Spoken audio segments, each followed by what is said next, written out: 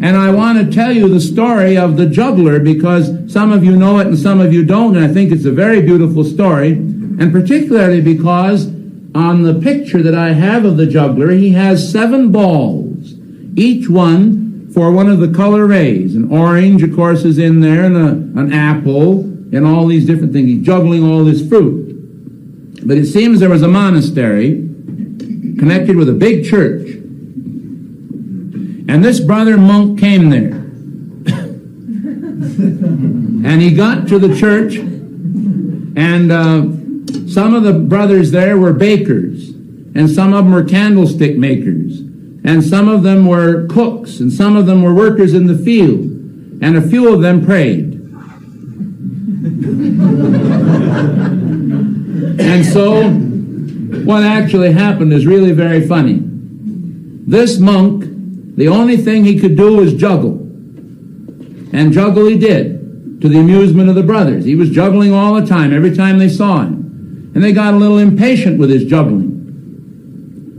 And they assigned him first to the bakery, and he failed in the bakery. Then they assigned him to the fields, and he failed in the fields. And then they assigned him to washing pots and pans, and he wasn't too happy there. All he wanted to do was juggle.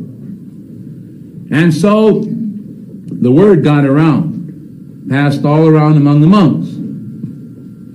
So finally, one day, one of the monks who was quite close to the abbot, the head man in that monastery, why, he came to the door of the chapel, and there, before the statue of the Blessed Virgin, this monk was standing juggling to her.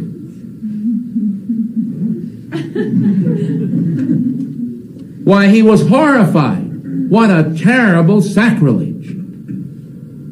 He couldn't even wait a minute to look. He closed the door quickly. He rushed up the stairs, the stone stairs, up the tower of the abbot's office.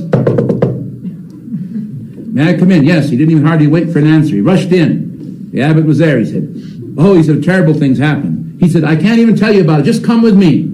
So the abbot got all agitated and confused, and down the stairs they went. And they came to the door of the chapel. And there he was. By this time he'd worked up a sweat. And the sweat was pouring down his face with his juggling. And so he said, here, Father, he says, just look. They opened the door of the chapel and they looked. And they just could hardly believe their eyes what was happening. For he was juggling. And as they watched his juggling and the sweat pouring down his face, all at once, Mary, the mother of Jesus, the statue, began to move.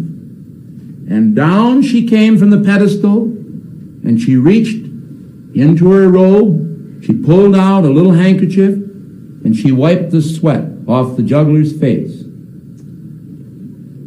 And the abbot and his friends stole silently up the stairs. Thank you.